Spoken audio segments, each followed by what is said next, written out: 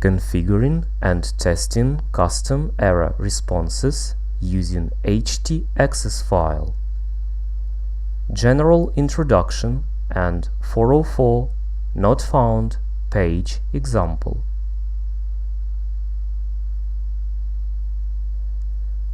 The DocumentRoot, also known as WebRoot directory, contains the following files relevant to our current example: htaccess file, 404.html, and index.html. Custom error documents can be configured using the ErrorDocument directive. 3-digit code represents HTTP response status code. This can be client error class or server error class of status code. Note that client error codes begin with the digit 4, whereas server error codes begin with the digit 5. The action can be a file or a string. To see the HTTP response status codes coming from the server, launch your browser. I will use Google Chrome and open the developer tools.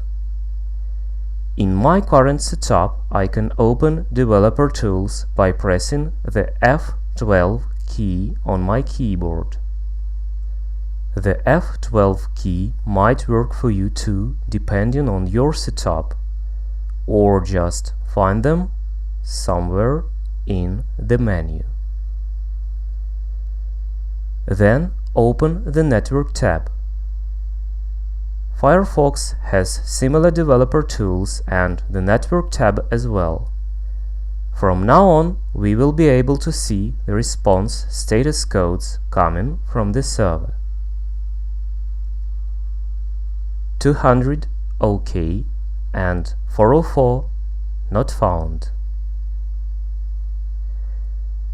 If we try to access the index page, we get it because it exists on the server. This is a 200 response. Everything is OK. If we try to access the page that does not exist, for example, I will type non-existent page and hit enter. Now we get the 404 not found status code and the contents of a 404.html page in response. This line of our htaccess file has been the case, and the 404.html file contents is the following: 404 page header, centrally aligned, as can be seen here. This ErrorDocument directive pointed to the 404.html file. That's why 404.html file has been returned from our server. If we comment out this line and try to access the same URL web address, the default or so-called generic error response 404 page is returned instead by the Apache server. If we remove the comment, we will get our customized 404 page back again.